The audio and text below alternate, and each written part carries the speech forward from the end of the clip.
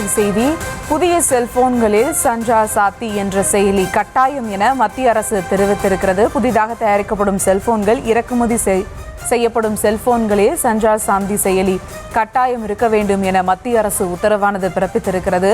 அது குறித்த ஒரு அண்மை செய்தியை தற்போது பார்த்து வருகிறோம். புதிய செல்போன்களில் சஞ்சார் சாத்தி என்ற செயலி கட்டாயம் என மத்திய அரசு அறிவித்திருக்கிறது. மேலும் விவரங்களோடு இணைகிறார் செய்தியாளர் மதியழகன். வணக்கம் மதியழகன், விவரங்கள். மத்திய அரசு சார்பில் செல்போன் தயாரிப்பு நிறுவனங்களுக்கு சுற்றறிக்கை ஒன்று வெளியிடப்பட்டிருக்கிறது.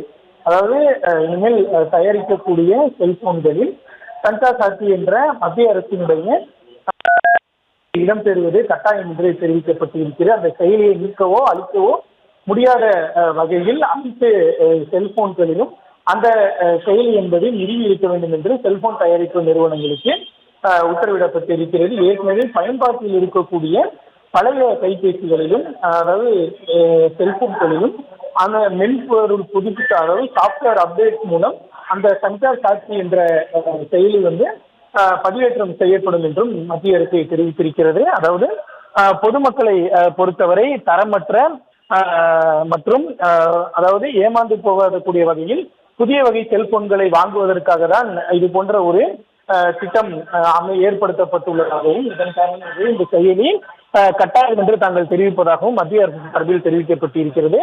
ஆனால் இந்த செயலி மூலம் மத்திய அரசு நாட்டு மக்களை உளவு பார்க்க முயற்சிக்கிறது. மக்களினுடைய நடவடிக்கைகளை ஒட்டு கேட்பதற்கு மத்திய அரசு முயற்சிக்கிறது.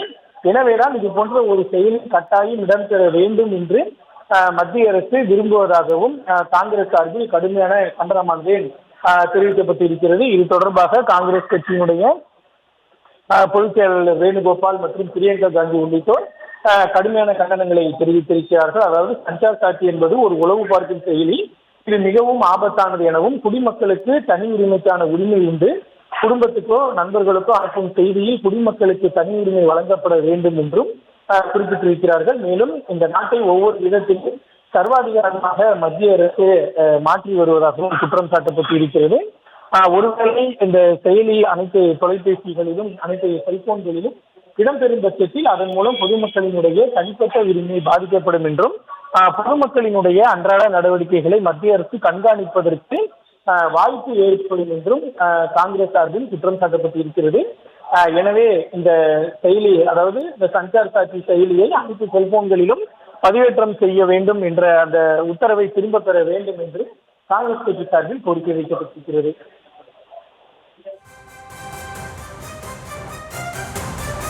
விவரங்களுக்கு நன்றி மதியழகன்.